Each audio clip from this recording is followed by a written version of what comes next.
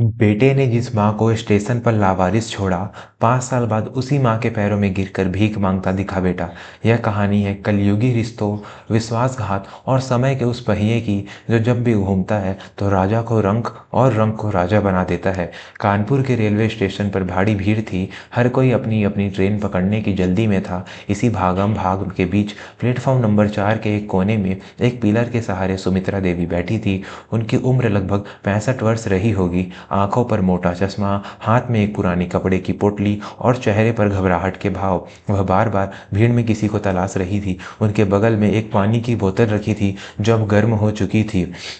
सुमित्रा देवी का बेटा आकाश उन्हें यह कहकर यहाँ बैठा गया था कि वह टिकट पक्की करवाने और कुछ खाने का सामान लेने जा रहा है। माँ, तुम यहीं बैठना, कहीं हिलना मत, मैं बस 10 मिनट में आया। आकाश के यह शब्द सुमित्रा के कानों में गूंज रहे थे, लेकिन 10 मिनट आधे घंटे में बदला और आधे घंटे 2 घंटों में, और अब पूरे 4 घंटे बीत चुके थे। शाम ढलने लगी थी। स्टेशन की बत्तियां जल उठी थी। सुमित्रा देवी का दिल अब जोर जोर से धड़कने लगा था। उन्हें प्यास लगी थी, लेकिन वह अपनी जगह से हिलने से डर रही थी कि कहीं आकाश आए और उन्हें वहां न पाकर परेशान न हो जाए। तभी वहां एक लाल वर्दी पहने कूली, जिसका नाम रघु था, उनके पास से गुजरा। रघु पिछले कई घंटों से इस बुजुर्ग माता जी को एक ही मुद्रा में बैठे देख रहा था। उसने अपना भारी बक्सा नीचे रखा और पसीना पोंछते हुए सुमित्रा देवी के पास गया। माँ जी, आप काफी देर से यहाँ बैठी हैं, आपकी ट्रेन का समय नहीं हुआ क्या, या कोई आने वाला है? रघु ने बड़े ही आदर से पूछा। सुमित्रा देवी ने अपनी धुंधली आंखों से उस नौजवान को देखा। बेटा, मेरा लड़का आकाश टिकट लेने गया है, बस आता ही होगा। हम लोग तीर्थ यात्रा पर जा रहे हैं। वह कह रहा था कि मुझे हरिद्वार ले जाएगा, बस थोड़ी देर और वह आता ही होगा। रघु को कुछ खटक गया। उसने स्टेशन के उस कोने में न जाने कितने ही बुजुर्गों को अपनों का इंतजार करते देखा था, जो कभी वापस नहीं आए। उसने संकोच करते हुए पूछा, माँ जी, 4 घंटे हो गए हैं, आपके पास कोई फ़ोन है? लाइए, मैं नंबर मिला देता हूँ। सुमित्रा ने कांपते हाथों से अपनी पोटली से एक छोटा सा पुराना फ़ोन निकाला और रघु को दे दिया। रघु ने बेटा नाम से सेव नंबर पर कॉल किया। फ़ोन की घंटी बजी, लेकिन उधर से आवाज़ आई, जिस नंबर से आप संपर्क करना चाहते हैं वह अभी नेटवर्क क्षेत्र से बाहर है या स्विच ऑफ है। रघु ने 3-4 बार कोशिश की, लेकिन परिणाम वही रहा। तभी रघु की नज़र सुमित्रा देवी की पोटली के पास पड़े एक मुड़े हुए कागज पर पड़ी। शायद जल्दबाजी में आकाश की जेब से गिर गया होगा, या उसने जानबूझकर छोड़ा होगा। रघु ने वह कागज उठाया। वह एक पत्र था। रघु थोड़ा पढ़ना जानता था। जैसे जैसे वह पढ़ता गया, उसका चेहरा गुस्से से लाल होता गया। उसने भारी मन से सुमित्रा देवी के कंधे पर हाथ रखा। माँ जी, आप पानी पीजिए, मुझे आपको कुछ बताना है। सुमित्रा देवी घबरा गई। क्या हुआ बेटा, आकाश ठीक तो है ना? रघु ने वह कागज उनके हाथ में थमाते हुए कहा, माँ जी, यह खत पढ़िए, आपका बेटा अब नहीं आएगा। सुमित्रा देवी को पढ़ना नहीं आता था। उन्होंने रघु से पढ़ने को कहा। रघु ने अटकते हुए पढ़ा, माँ, मैं अब और तुम्हारा बोझ नहीं उठा सकता।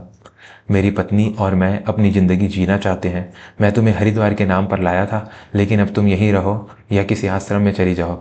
मुझे ढूंढने की कोशिश मत करना। मैंने घर का ताला बदल दिया है।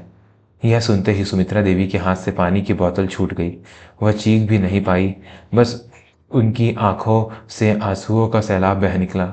जिस बेटे को उन्होंने अपने खून पसीने से पाल कर बड़ा किया, पति की मौत के बाद दूसरों के घरों में बर्तन मांजकर जिसे इंजीनियर बनाया, आज उसी बेटे ने उन्हें स्टेशन पर लावारिस छोड़ दिया था। उनका पूरा शरीर सुन्न पड़ गया। दोस्तों, आज के समय में रिश्तों की कीमत पैसे से भी कम हो गई है। अगर आप भी मानते हैं कि माँ का स्थान भगवान से ऊपर होता है, तो अभी हमारे चैनल को सब्सक्राइब करें और कमेंट में माँ जरूर लिखें। आपका एक सब्सक्राइब ऐसी कहानियों को जीवित रखता है। रात गहरी हो चुकी थी। सुमित्रा देवी वहीं फर्श पर लेटी सिसक रही थी। पुलिस वाले उन्हें वहां से हटाने आए तो रघु बीच में आ गया। साहब, यह मेरी मौसी है, थोड़ी बीमार है, अभी मैं इन्हें घर ले जाऊंगा। रघु ने झूठ बोलकर पुलिस वालों को चलता किया। रघु अनाथ था। स्टेशन के पास एक छोटी सी खोली झुग्गी में रहता था। एक वह सुमित्रा देवी को सहारा देकर अपने साथ ले गया। उसकी खोली बहुत छोटी थी, लेकिन उसका दिल बहुत बड़ा था। उसने सुमित्रा देवी को अपनी खाट पर बैठाया और खुद जमीन पर बैठ गया। माँ जी, रोइए मत, जिसका कोई नहीं होता उसका ईश्वर होता है। आज से आप मुझे अपना बेटा समझिए। मैं बहुत ज़्यादा तो नहीं कमाता, लेकिन आपको भूखा नहीं सोने दूंगा। रघु ने उनके लिए चाय और सूखी रोटी का इंतजाम किया। सुमित्रा देवी ने कई दिनों तक खाना नहीं खाया। वह बस शून्य में ताकती रही। लेकिन रघु ने हार नहीं मानी। वह रोज स्टेशन से थका हारा आता, लेकिन पहले माँ जी का हाल पूछता, उन्हें अपने हाथों से खाना खिलाता। धीरे धीरे सुमित्रा देवी को रघु के निस्वार्थ प्रेम ने जिला दिया। उन्हें महसूस हुआ कि पेट से जन्म देने से ही कोई बेटा नहीं बनता, जो बुढ़ापे की लाठी बने वही असली श्रवण कुमार है। एक दिन रघु जब काम से घर लौटा तो उसने देखा कि पूरी बस्ती में बहुत अच्छी खुशबू आ रही है। वह अपनी खोली में पहुंचा तो देखा सुमित्रा देवी ने उसके लिए कढ़ी चावल बनाए थे। रघु ने जैसे ही पहला निवाला खाया, उसकी आंखें खुल गई। ऐसा स्वाद उसने जिंदगी में कभी नहीं चखा था। माँ, यह तो अमृत है, तुम्हारे हाथों में तो जादू है। रघु चाट चाट कर उंगलियां खाने लगा। सुमित्रा देवी उदास मुस्कुराई। बेटा, मेरे आकाश को भी मेरे हाथ की एक कढ़ी बहुत पसंद थी। खैर, छोड़ो उसे, तुझे पसंद आई, मेरा मन भर गया। रघु के दिमाग में एक विचार आया। उसने कहा, माँ, यहाँ स्टेशन पर लोग बासी और बेकार खाना खाकर बीमार पड़ते हैं। अगर हम स्टेशन के बाहर एक छोटा सा ठेला लगाकर तुम्हारे यह कढ़ी चावल और राजमा चावल बेचें तो। पहले तो सुमित्रा देवी झिझकी, लेकिन रघु के उत्साह को देखकर मान गई। रघु ने अपनी जमा पूंजी से एक पुराना ठेला खरीदा।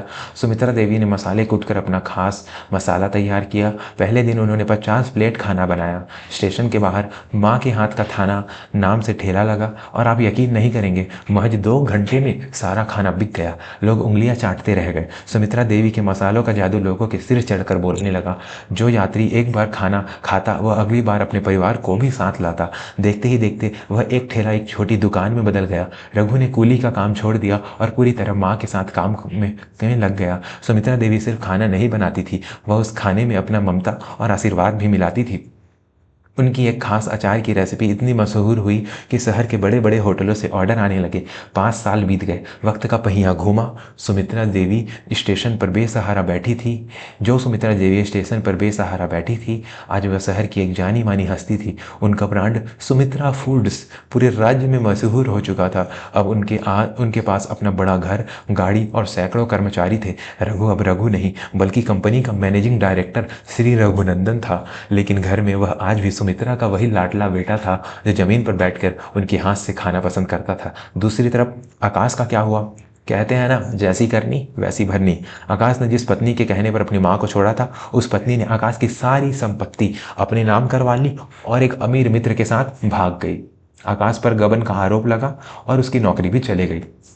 उसका आलीशान घर बैंक ने नीलाम कर दिया। अब आकाश दाने दाने को मोहताज था। उसे अपनी गलती का एहसास हो रहा था, लेकिन अब बहुत देर हो चुकी थी। एक दिन आकाश भूख से बेहाल बेहाल होकर एक गुरुद्वारे के बाहर लंगर की कतार में खड़ा था। वहां उसने एक अखबार का टुकड़ा देखा जिसमें सुमित्रा देवी की फोटो छपी थी। हेडलाइन था, स्टेशन से साम्राज्य तक सुमित्रा देवी बनी business woman of the year. Akash की आंखें फटी की फटी रह गई। यह उसकी माँ थी, वही माँ जिसे वह लावारिस छोड़ गया था। उसे लगा कि अब उसके बुरे दिन खत्म हो गए हैं। वह सोचने लगा कि माँ तो माँ होती है, वह जरूर उसे माफ़ कर देगी और अपनी जायदाद में हिस्सा दे देगी।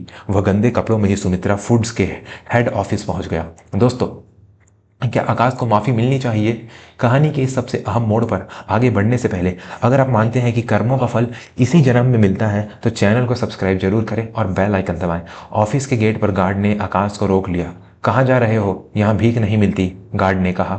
मैं भीख मांगने नहीं आया, मैं इस कंपनी की मालकिन सुमित्रा देवी का बेटा हूँ, मुझे अंदर जाने दो, आकाश चिल्लाया। शोर सुनकर रघु बाहर आया। उसने सूट पहन रखा था और वह काफी प्रभावशाली लग रहा था। आकाश ने रघु को पहचाना नहीं, लेकिन रघु ने आकाश को एक ही नजर में पहचान लिया। उसकी आंखों में अंगारे दहक उठी। रघु ने गार्ड को इशारा किया और आकाश को अंदर बुलाया। सुमित्रा देवी अपने कैबिन में बैठी थी। जैसे ही आकाश अंदर घुसा, वह दौड़कर सुमित्रा देवी के पैरों में गिर पड़ा। माँ, मुझे माफ कर दो, मैं बहुत भटक गया था, मुझे मेरी गलती की सजा मिल गई है। माँ, देखो मेरा क्या हाल हो गया है, मुझे अपने पास रख लो, मैं तुम्हारी बहुत सेवा करूंगा। आकाश मगरमच्छ के आंसू रोने लगा।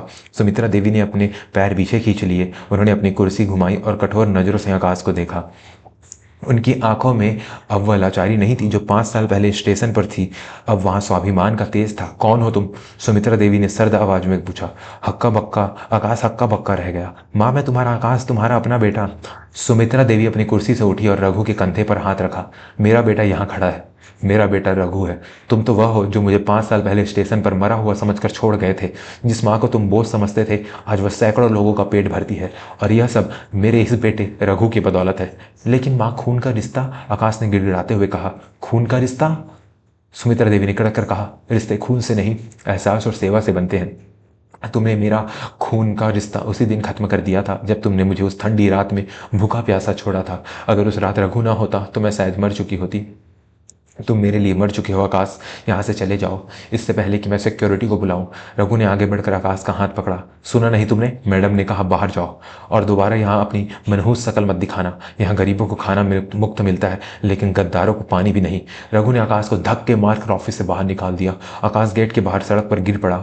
वह उसी धूल में पड़ा था जहाँ से उसने कभी अपनी माँ को उठाने की जहमत नहीं उठाई थी। वह फूट फूट कर रोने लगा लेकिन आज उसके आंसू पोंछने वाला कोई नहीं था। अंदर सुमित्रा देवी और रघु अपने काम में वापस लग गए क्योंकि उन्हें अभी और भी ऊंचाइयां छूनी थी।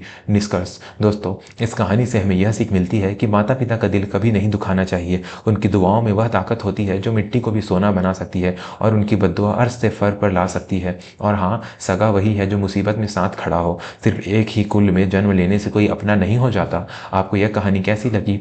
या सुमित्रा देवी ने आकाश को माफ न करके सही किया? अपनी राय नीचे कमेंट बॉक्स में जरूर लिखें। अगर इस कहानी ने आपके दिल को छुआ है तो इसे अपने परिवार और दोस्तों के साथ शेयर करें। और हाँ, ऐसी ही भावुक और प्रेरणादायक कहानियों के लिए हमारे चैनल को ज़रूर सब्सक्राइब करें। मिलते हैं अगली कहानी में, तब तक अपना और अपने माता पिता का ख्याल रखें। धन्यवाद।